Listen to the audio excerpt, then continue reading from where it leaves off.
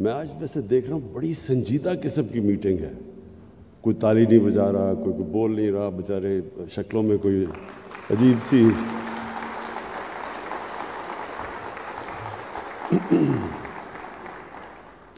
پہلے تو معید یوسف آپ کو میں مبارک دیتا ہوں, خراج تحسین پیش کرتا ہوں کہ یہ بڑی امپورٹنٹ آپ نے یہ جو سیکیورٹی ڈائلاگ ہے یہ ہمارے ملک کے فیوچر کے لیے بہت امپورٹنٹ ہے.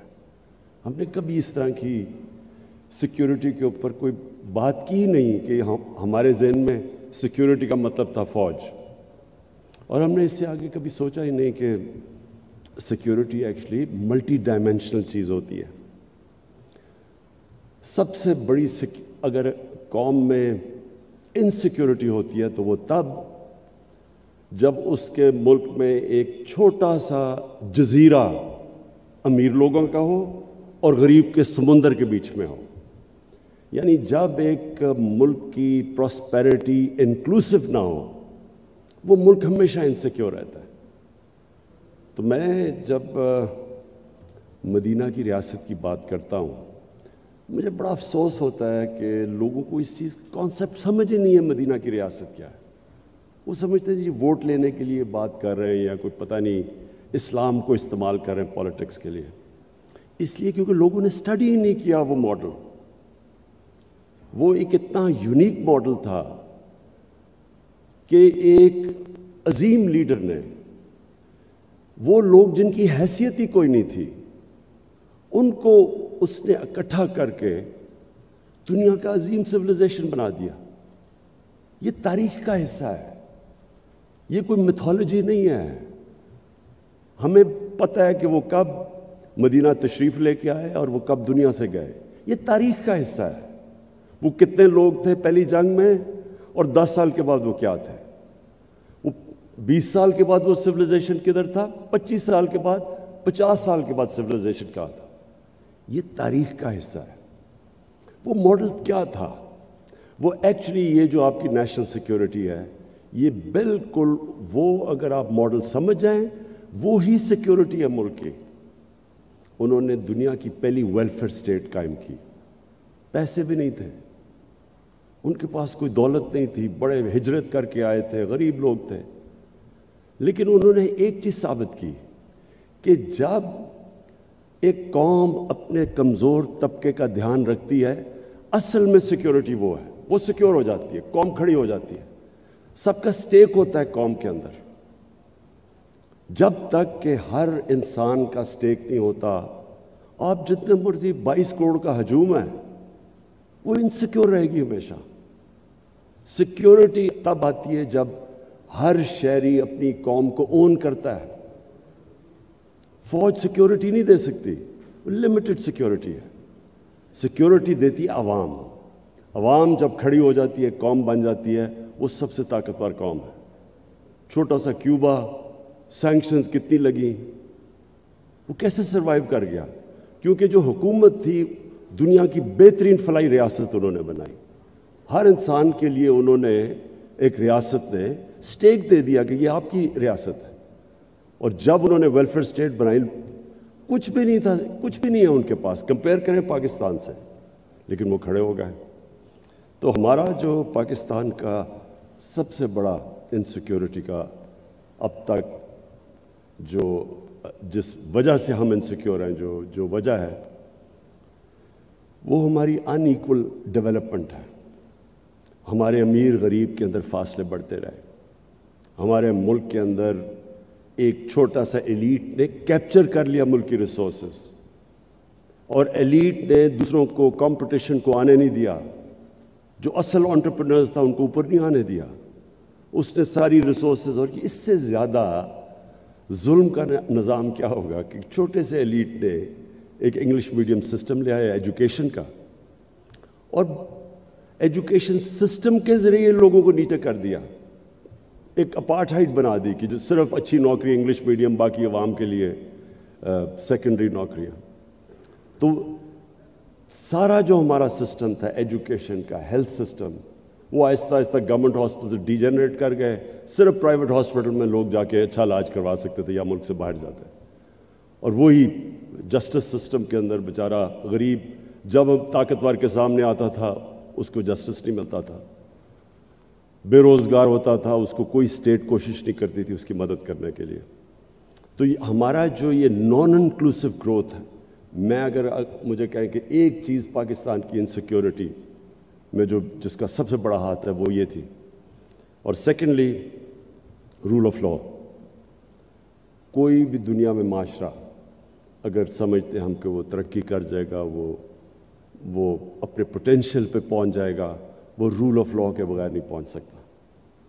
اور رول آف لا بڑا سمپل ہے کہ جو معاشرہ طاقتور مجرموں کو قانون کے نیچے نہیں لا سکتا وہ معاشرہ کامیاب نہیں ہو سکتا۔ اور یہ جو دو سب سے امپورٹنٹ چیزیں تھیں یہ ریاست مدینہ میں، اور بڑے انہوں نے زبردست پرنسپلز لے کیے تھے، لیکن اس کی فنڈامنٹل جو بیسس تھا وہ نمبر 1 تھا ویلفیئر اسٹیٹ، نمبر 2 تھا رول آف لا، کیونکہ رول آف لا بھی لوگوں کو اسٹیٹ کے ساتھ جوڑ دیتا ہے۔ ایک اسٹیٹ جو مجھے انصاف دیتی ہے میں اس کا حصہ بننا چاہتا ہوں، جس کے اندر میرے رائٹس پروٹیکٹڈ ہیں، میری جان اور مال کی حفاظت ہے، میں کمزور سے کمزور ہوں لیکن اسٹیٹ مجھے پروٹیکٹ کرتی ہے، میں اس اسٹیٹ کا حصہ بننا چاہتا ہوں۔ تو اگر آپ یہ دیکھیں ہندوستان کی تاریخ، تو اوپر سے کانکررز آتے تھے نارتھ سے، ایک دفعہ وہ نکلتے تھے افغانستان سے اور قبائلی علاقے سے سیدھا دلی تک پہنچتے تھے، ریزسٹنس کوئی نہیں ہوتی تھی، ہونے نہ ہونے کے برابر تھی۔ کیوں نہیں لوگ ریزسٹ کرتے تھے؟ کیونکہ لوگوں کا اسٹیک ہی نہیں تھا سسٹم میں، فیوڈل سسٹم تھا، اوپر جو بیٹھا ہوا تھا اس کو کوئی جو وہ چاہے کر سکتا تھا، نچلے والوں کے رائٹس ہی کوئی نہیں تھے۔ تو جو اوپر بیٹھا ہوتا تھا وہ اگر ریپلیس کر دیں تو ان کو فرق نہیں پڑتا تھا، دوسرا جو مرضی آ کے اوپر بیٹھ جائے۔ سو جو نیچے لوگ تھے جب آپ ان کا اسٹیک ہی نہیں تھا تو وہ سارے کوئی ریزسٹ نہیں کرتا تھا۔ افغانستان اور قبائلی علاقہ دیکھ لیں، ان کا بڑا ایگیلیٹیرین سسٹم تھا، ان کے رول آف لا بھی وہاں تھا، جو ان کا جرگہ سسٹم تھا، جوری سسٹم تھا، اور وہی جرگہ سسٹم ایک ڈیموکریٹک سسٹم تھا، ایک مشاورت تھی، کوئی اکیلا آدمی فیصلہ نہیں کرتا تھا۔ تو وہ لوگ اپنی آزادی کے لیے لڑتے تھے۔ یہ جو سارا قبائلی علاقہ انگریز کے ساتھ 80 سال لڑتا رہا، افغانستان ہے آپ کے سامنے ہے، جو باہر سے آیا اسے ریزسٹ کیا، کیونکہ وہ لوگ آزاد لوگ ہی آزادی کے لیے لڑتے ہیں۔ جب آپ لوگ آزاد ہی نہیں ہیں تو وہ کون لڑے گا؟ تو یہ جو رول آف لا ہے، یہ صرف یہی نہیں کہ لوگ اون کرتے ہیں اس سوسائٹی کو، بٹ وہ پراسپر بھی وہ کرتا ہے معاشرہ۔ یہ جو بار بار میں اپنے لوگوں کو یونائٹڈ نیشن سیکرٹری جنرل کی جو رپورٹ ہے، فیکٹ آئی پینل کی رپورٹ ہے، جس میں وہ کہتے ہیں کہ 1.6 ٹریلین ڈالرز، 1.6 ٹریلین ڈالر، 1600 ارب ڈالر ہر سال غریب ملکوں سے جاتا ہے امیر ملکوں سے اللیگلی، منی لانڈر ہو کے غریب ملکوں سے جاتا ہے امیر ملکوں سے۔ کون لے کے جاتا ہے؟ طاقتور جو کرپٹ لوگ ہیں غریب ملک کے، جو رولنگ ایلیٹس ہیں، وہ چوری کر کے اپنے ملک کا پیسہ ویسٹرن کیپٹلز اور آف شور اکاؤنٹس میں لے جاتے ہیں۔ تو یہ سارے طاقتور ہیں، وہ کیوں نہیں روک سکتے؟ کیونکہ ان کا رول آف لا نہیں ہے، سسٹم طاقتور ڈاکو کو کنٹرول نہیں کر سکتا، اس لیے وہ غریب ہیں۔ نائجیریا دیکھیں، ان کے ابھی مجھے ڈیفنس منسٹر آئے تھے، میری ان سے میٹنگ ہوئی، تو میں نے ان سے پوچھا، میں نے کہا تمہارا تیل کا کیا ریونیو ہے؟ 80% نائجیریا کا جو ریونیو ہے وہ تیل سے آتا ہے، لیکن وہ غربت ہے۔ اور وہ خود مجھے کہتے ہیں کہ ہم کرپشن نہیں کنٹرول کر پا رہے ہیں۔ کرپشن چھوٹے لیول کی ملک کو تباہ نہیں کرتی، لوگوں کے لیے انکنوینئنس ہے، لیکن جو ٹاپ لیول کی کرپشن ہے، بیسکلی جو لوگ، جس طرح ہمارے نبی صلی اللہ علیہ وسلم نے کہا تھا کہ تمہارے سے پہلے بڑی قومیں تباہ ہوئی، طاقتور چوری کرے تو اس کو چھوڑ دو، غریب چوری کرو تو جیل میں ڈالو۔ تو بیسکلی یہ سیکنڈ میری ریزن ہے کہ جب تک ایک قوم رول آف لا اسٹیبلش نہیں کرتی وہ ہمیشہ ونربل رہتی ہے، کیونکہ اکانومی اس کی کبھی تکڑی نہیں ہوتی۔ اور تیسری چیز، خودداری، انڈیپینڈنٹ فارن پالیسی۔ یہ انڈیپینڈنٹ فارن پالیسی کیوں ضروری ہے؟ ہم اپنا پاکستان کی اپنی تاریخ دیکھ لیں. ہماری انڈیپینڈنٹ فارن پالیسی ہوئی نہیں. شروع میں تو اٹ میڈ سینس. ہمارے جب پاکستان بنا تو بینکرپٹ تھا, ریسورسز بھی نہیں تھی, ریفیوجی پرابلمس تھے. تو تب تو گورنمنٹ سے, جس طرح سیکنڈ ورلڈ وار میں مارشل پلان آیا یورپ میں, کہ ایک بالکل ڈیوسٹیٹڈ سسٹم کے اندر تو آپ بورو کرتے ہیں یا ایڈ لیتے ہیں. لیکن جو ہماری ڈپینڈنسی ہو گئی اس کے اوپر, یہ سب سے بڑا نقصان ہوا ہے پاکستان کو. اگر مجھے کوئی کہنا کہ ایک آپ وجہ بتا دیں اس کے علاوہ رول آف لا اور انکلوسیو گروتھ نہ ہونے کی وجہ سے, اگر مجھے آپ کہنا ایک اور وجہ ہے کہ ہمارا ملک کیوں نہیں اپنے پوٹینشیل پہ پہنچ سکا. 60s میں پاکستان سارے ایشیا میں مثال دی جاتی تھی ایز اے ڈیولپمنٹ ماڈل, تو کیوں نہیں ہوا؟ اس کی وجہ یہ تھی کہ ہمارے میں ڈپینڈنسی سنڈروم آ گیا. ہم نے اپنے اندر جو انسان کے اندر اللہ نے طاقت دی ہے وہ ہم نے کبھی ڈسکور کرنے کی کوشش نہیں کی. ایک انسان اپنی پوٹینشیل پہ تب پہنچتا ہے جب وہ ریزسٹنس کے سامنے کھڑا ہوتا ہے, جب وہ انسان پش کرتا ہے اپنے آپ کو, اس کے اندر سے اللہ کا اتنا جو پوٹینشیل دیا وہ نکلتا ہے. جس طرح ایک اللہ نے انسان کو بنایا ہے ایسا ہے کہ اگر وہ بازو کو ریزسٹ کرے گا, ویٹس اٹھائے گا, بازو تکڑا ہو جائے گا. بازو کو استعمال نہ کرے وہ سوکھ جائے گا. وہی انسان کا جو اصل پاور ہاؤس ہے, اس کا مائنڈ, جتنا وہ ریزسٹ کرتا ہے اتنی وہ اپنے اندر ڈسکور کرتا ہے اللہ نے کیا صلاحیتیں دی ہے. قوم کا بھی یہی ہے. قوم کے اندر جب یہی شروع میں آ جائے کہ جی اگر ہمیں ایڈ نہیں ملے گی تو ہم چلیں گے نہیں, تو پہلے معافی سے شروع کریں. وہ قوم نہیں کبھی بنی. قوم بنتی ہے جب ایک independent foreign policy, meaning foreign policy جو قوم کے مفادات کو پرائرٹی دیتی ہے, پھر آگے چیزیں آگے جاتی ہے اس کے. تو اب دیکھ لیں, کبھی ہم نے ایویلیویٹ نہیں کیا کہ ہم نے جب افغان جہاد میں شرکت کی تو اس سے ہم نے کیا کھویا کیا پایا. اس کی کبھی انڈیپینڈنٹ انالیسز نہیں ہوئی کہ ہم نے اپنی بالکل افغانستان کے لوگوں کی مدد کی, فورن آکوپیشن تھی, ان سے ظلم ہوا, ہم نے شرکت کی. لیکن کبھی ہم نے یہ نہیں ایویلیویٹ کیا کہ کیا ہم نے شرکت اس لیے کی کہ ہم افغانستان کے لوگوں کی مدد کرنا چاہتے تھے, یا ہم نے شرکت کی ڈالرز کی وجہ سے اور ایڈ کی وجہ سے. اس کی ہم نے صحیح معنی میں ایویلیویشن نہیں کی, کبھی ڈسکشن نہیں ہوئی. اور اگر آپ اس کی ڈسکشن کریں گے تو جو ہمیں ڈالرز ملے, میں آپ کو جب آپ اس کی ایویلیویشن کریں گے اس سے بہت زیادہ نقصان ہم نے اٹھایا. 5 ملین ریفیوجیز تھے پاکستان میں. پہلی دفعہ سیکٹیرین ملیٹنسی شروع ہو گئی پاکستان میں. اس کا اپنا جو ہمارے رول آف لا پہ امپیکٹ پڑا اور جو انویسٹمنٹ کی انوائرمنٹ کے اوپر امپیکٹ پڑا, وہ کسی نے نہیں اسیس کیا. پھر کلیشنکوفز, ڈرگز آ گئی مارکیٹ میں, بلیک کا پیسہ آ گیا, اس کا کیا امپیکٹ پڑا مارکیٹ پہ, کرپشن کیسے بڑھی. پھر جب ہم نے 9/11 کے بعد پھر سے ہم نے شرکت کی تو اس کا کیا امپیکٹ ہوا, میں نے کبھی کوئی انالیسز پاکستان میں نہیں سنی. اور کیوں؟ اس کی وجہ تھی کیونکہ جو ہماری ایلیٹ تھی اس نے شرکت کی اس میں. وہ تب بھی کی 80s میں اپوزٹ چیزیں تھیں. 80s میں ہم کہہ رہے ہیں کہ جی ہم فورن آکوپیشن کے خلاف ہیں. 2000 کے بعد ہم کر رہے ہیں کہ نہیں جی اب فورن آکوپیشن کے بعد جو ریزسٹنس ہے وہ ٹیررزم ہے. یعنی ایک 180 ڈگری ٹرن کیا ایک ملک نے, اپنی پرنسپلز کو وائلیٹ کیا.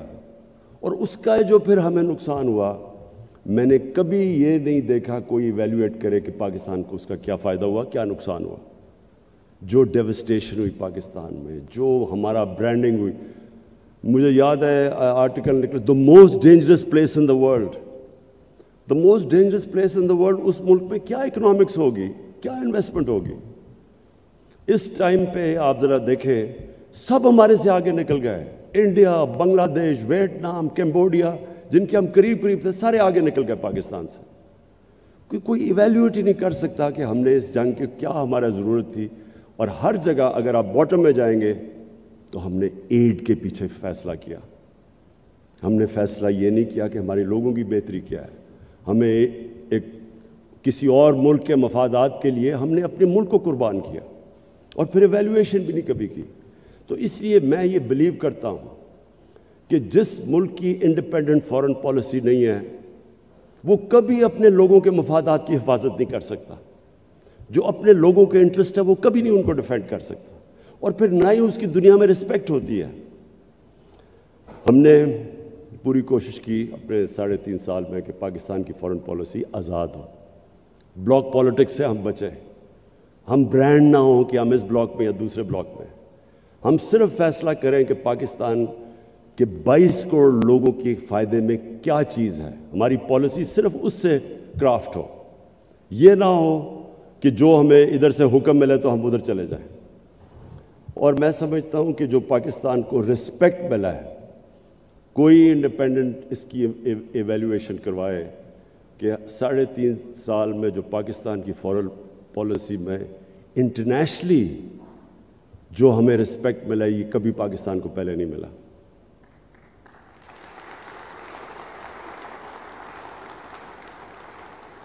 ہمیں بڑا ناراض ہو کہ ایک ہمارے بڑے طاقتور ملک کہا جی آپ رشیا کیوں چلے گئے. ایک ملک کو کہہ رہے ہیں کہ آپ نے رشیا کا دورہ کیوں کیا ہے، اور غصے ہو گئے ہیں. ہندوستان جو ان کا ایلائی ہے کوڈ کے اندر، ان کا ایلائی ہے، اس کی پوری مدد کر رہے ہیں. وہ نہ تو صرف ہندوستان وہ روس سے نیوٹرل ہے، وہ ان سے تیل امپورٹ کر رہے ہیں جب ان کے اوپر کوشش کر رہے ہیں سینکشنز لگانے کی کہ رشیا کو پریشرائز کریں. اور میں آج بیان پڑھ رہا ہوں برطانیہ کی فارن سیکرٹری کا کہ جی ہم ہندوستان کو نہیں کہہ سکتے ان کی انڈیپینڈنٹ فارن پالیسی ہے، اٹس این انڈیپینڈنٹ کنٹری. تو ہم کیا ہیں؟ ہمیں تو صرف آپ وہاں کیوں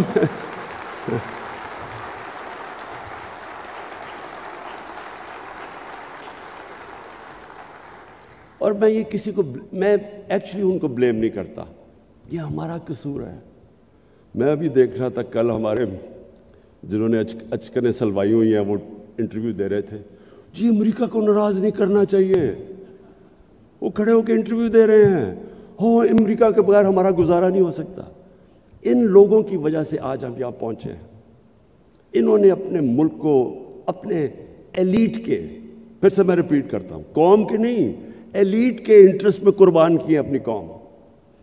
ان کے لیے انہوں نے سارے ہمارے ملک کو ذلیل کیا دنیا میں. ہمارے اکنامک انٹرسٹ انہوں نے قربان کیے اپنے ذاتی، جن کے پیسے باہر پڑے ہیں، دولت باہر پڑی ہوئی ہے. ڈر رہے ہیں وہ کہ جی وہ جو رشین اولیگارکس کے پیسے سے اور آف شور اکاؤنٹ سے ہو رہا ہے وہ ان کے نہ ہو جائیں پھر. اس لیے یہ ہمارے سارے ملک کی عزت کو داؤ پہ لگاتے ہیں. کبھی کسی ملک کی عزت نہیں ہوتی جو اپنے پیر پہ نہیں کھڑا ہوتا. ہمیشہ خوددار انسانوں کی عزت ہوتی ہے. غیرت مند انسان کی ساری دنیا عزت کرتی ہے. جو اپنی عزت ہی نہیں کرتا اس کی کس نے عزت کرنی ہے. حکم دیتے ہیں ہم تمہیں، اگر یہ تم نے اس فلانے کو نو کانفیڈنس میں شکست نہ دی تو بڑے کانسیکوینسز ہوں گے. یہ کبھی کوئی ایک ملک کو کوئی اس طرح کا تھریٹ دے سکتا ہے؟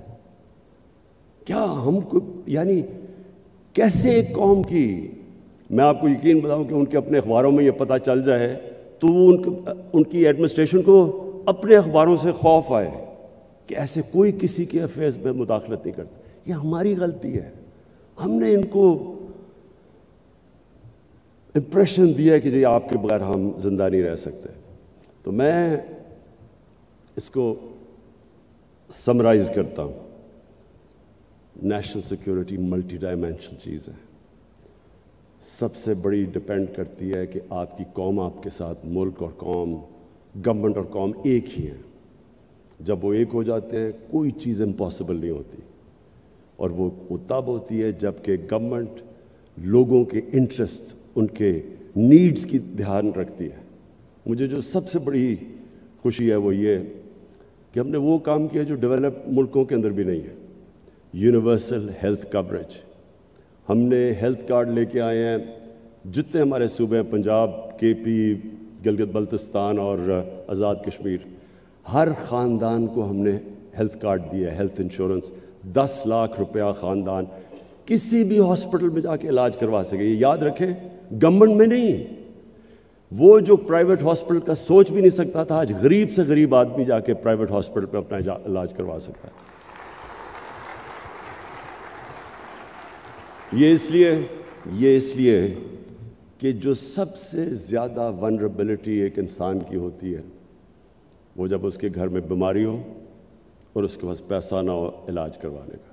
یہ سب سے زیادہ ایک گھر میں عذاب ہوتا ہے. اور ہم نے جتنی بھی اس کی ریسرچ اور سرویز کی گئی ہیں, ایک خاندان جو گزارا کر رہا ہوتا ہے, اچھا بھلا پیر پہ کھڑا ہوتا ہے, ایک بیماری کی وجہ سے وہ غربت کی لکیر کے نیچے چلا جاتا ہے, بورو کرنا پڑتا ہے ان کو پیسہ. تو یہ میں سمجھتا ہوں کہ ہمارا سب سے بڑا ہماری اچیومنٹ ہے. اس کے بعد جو بھی ہمارے سوشل پروٹیکشن پروگرامز ہیں جو کبھی پاکستان میں نہیں آئے, تو کوشش یہ ہے کہ نچلے لوگوں کو اوپر اٹھائیں اور ان کو انکلوڈ کریں. جو سٹرگل ہے وہ پاکستان کی سب سے بڑی سٹرگل رول آف لاء کی ہے. طاقتور مافیاز, رولنگ ایلیٹس, ان کو عادت پڑی ہوئی ہے, یہ سب سے زیادہ ریزسٹ کرتے ہیں کہ اپنے آپ کو قانون کے نیچے لانے کے لیے. اور یہ ہماری ایک جنریشن کی بہت بڑی سٹرگل ہے, اور انشاءاللہ یہ کرٹیکل ہے. جب ہم جیتیں گے تو یہ ملک ایک اور ہی لیول پہ چلا جائے گا. اور آخر میں یہ جو خودداری ہے, یہ میرا بلیف ہے کہ انسان اپنے پوٹینشیل پہ پہنچتا ہی نہیں جب تک وہ اپنے پیر پہ کھڑا نہیں ہوتا, اور جب تک وہ اپنے آپ کو چیلنج کے سامنے کھڑا نہیں ہوتا. جو بھی آسان راستہ لیتا ہے وہ کبھی بھی آسان راستہ لے کے کسی نے بڑے کام نہیں کیے. قوم بھی جب تک وہ اپنے آپ کو چیلنجز, اور وہ چیلنج آتا ہی تب ہے جب آپ کی انڈیپینڈنٹ فارن پالیسی ہو, لیکن رسپیکٹ تب آتا ہے. اور میں یہاں ہندوستان کو داد دوں گا کہ ان کو جس طرح کی انہوں نے فارن پالیسی رکھی ہے, ہمیشہ انہوں نے ان کی فارن پالیسی انڈیپینڈنٹ رہی ہے, اپنے لوگوں کے لیے رہی ہے, اور وہ بڑا پروٹیکٹ کرتے ہیں اپنی انڈیپینڈنٹ فارن پالیسی. اور انڈیپینڈنٹ فارن پالیسی سے یہ ہے, میں صرف اپنی آخر میں کنکلوڈ کروں کہ ہم نے سعودی عربیہ, ترکی سے, ایران سے, ان کی آپس میں اختلاف پوری کوشش کی, بجائے یہ کہ ہم فریق بنے, ہم نے کوشش کی کہ ان کو اکٹھا کرنے کی. پھر افغانستان میں پاکستان کا بہت بڑا رول ہے. ہم نے پوری کوشش کی کہ جو افغانستان کا پیس پروسیس ہے اس کو ہم آگے بڑھائیں. یہ جو بھی یوکرین کی کانفلکٹ جس پہ ہمارے پرانے دوستوں کو بڑا غصہ چلا کہ کیوں چلا گیا میں رشیا, اس میں آپ کو بتاؤں کہ یورپین یونین کونسل کے پریزیڈنٹ نے مجھے ٹیلی فون کر کے کہا, کیونکہ ہم نیوٹرل تھے, انہوں نے ہمیں کہا کہ ہم اور چائنا کے ساتھ مل کے کوشش کریں کہ یہ جو کانفلکٹ ہے اس کی کوئی ریزولوشن کی طرف جائے. پھر یوکرین کے پریزیڈنٹ زیلنسکی نے مجھے کال کی, اس نے بھی مجھے کہا کہ ہم کوشش کریں کہ چائنا کے ساتھ مل کے اس کانفلکٹ کی ریزولوشن پہ جائیں.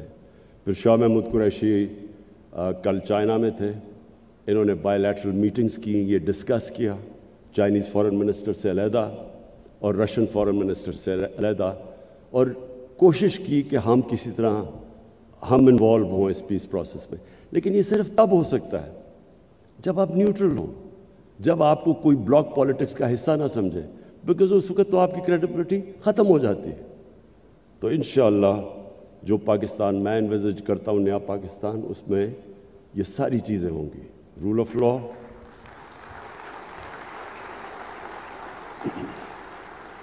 رول آف لاء, فلاحی ریاست جس میں انسانیت ہو, جس میں انکلوسو گروتھ ہو, اور ایک انڈیپینڈنٹ فارن پالیسی جس کا صرف ایک مقصد ہو کہ ہمارے لوگوں کے انٹرسٹ کو پرائرٹائز کیا جائے. اور ہم کبھی بھی, یہ جو سب سے بڑا ٹریپ ہے, ایڈ کی وجہ سے, ڈالرز کی ایڈ کی وجہ سے اپنے لوگوں کے انٹرسٹ کمپرومائز نہ کریں. ایویلویشن کریں کہ آج تک جو ہم نے ایڈ لے کے پالیسیز بنائی ہیں اس سے ہمارے لوگوں کو کیا فائدہ ہوا, یہ کیا نقصان ہوا. اور میں آج آپ کو کہتا ہوں کہ سب سے بڑی قیمت ہماری عوام نے اٹھائی ہے. جب ہم نے ڈالرز لے کے کانفلکٹس کے اندر حصہ لیا ہے تو قیمت تو ہماری عوام نے اٹھائی ہے. ایلیٹ جو چھوٹی سی تھی، جن کے بینک اکاؤنٹس بھی باہر ہیں، آف شور اکاؤنٹس، ان کو تو فائدہ ہوا ہوگا، لیکن پاکستان نے لوز آؤٹ کیا. تو میں معید آپ کو پھر سے اینڈ میں سیکیورٹی ڈائلاگ کی خراج تحسین پیش کرتا ہوں. یہ بڑا زبردست آپ نے کام کیا سارے اسٹیک ہولڈرز کو، تاکہ ہمارا ایک کنسنسس بنے سارے ملک میں کہ جو ہمارا سیکیورٹی کا جو روڈ میپ ہے وہ سب اسٹیک ہولڈرز اس کو اون کریں. شکریہ.